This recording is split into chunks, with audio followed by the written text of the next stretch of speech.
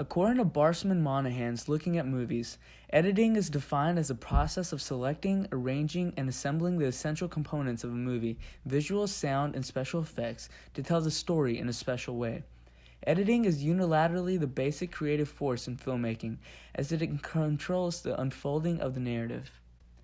In order to tell the story in a manner that is both clear and coherent, editors strive to establish continuity between their shots.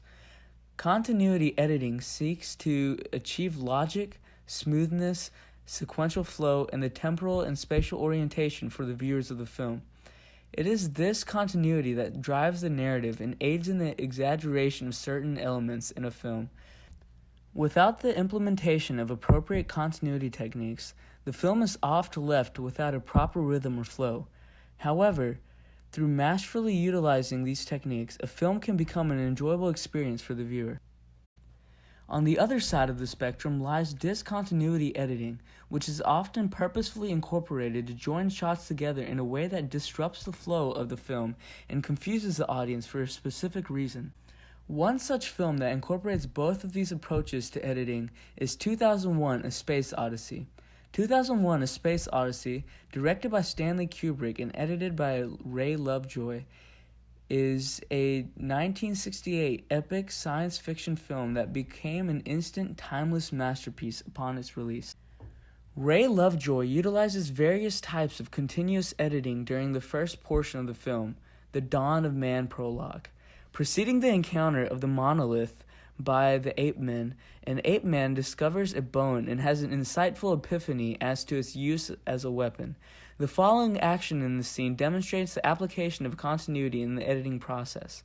As the ape picks up the bone, the shot shows it raising the bone in the air, and then subsequently cuts to the bone shattering the remnants of the animal's skeleton.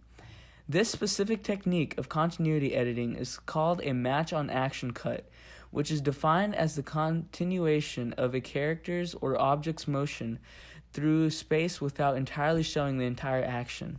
This specific cut done by Lovejoy interlaces these two shots to allow for continuity in the scene and establish the connection of the bone as a newly discovered weapon.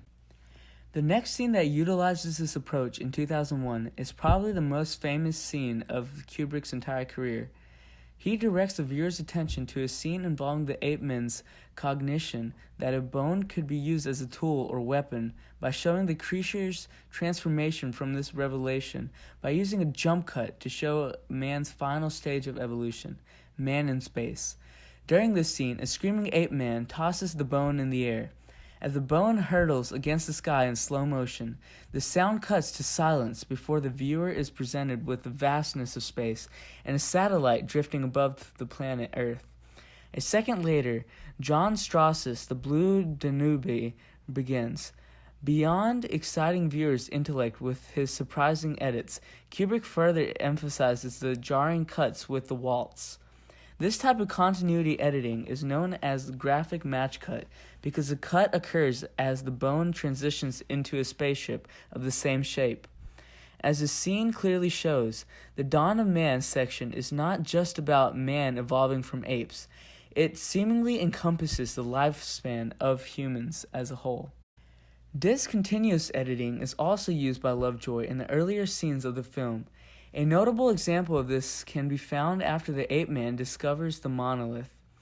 As the ape-man stands there in front of the bones and envisions the use of it as a weapon, there's a cut to the monolith, and then instantly back to the ape-man.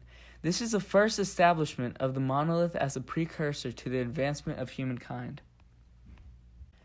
Stanley Kubrick, the director of the film, is often regarded by esteemed individuals in the film industry as one of the greatest and most influential filmmakers in cinematic history. He was known for exerting complete artistic control over his projects. He controlled many phases of the filmmaking process, including screenwriting, producing, directing, and editing. He was monotonous in his approach to making films as he scoured to make sure every detail of the set and film were executed to perfection as to leave no holes. This type of approach to filmmaking led him to develop a love for the editing process of the film.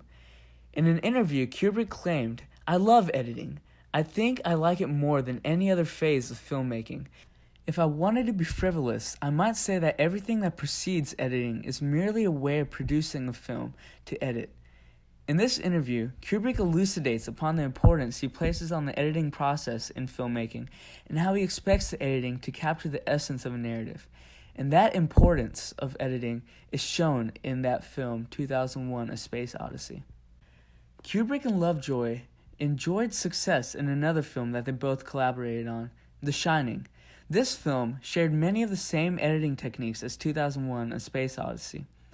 An example of this similarity is found when Danny stops to see two twin girls talking with him. Instantly, the screen cuts to a gruesome shot of the girls bloodied, laying dead in the same hallway. This type of discontinuous editing was also utilized in 2001 and had a similar disorientating effect on the audience.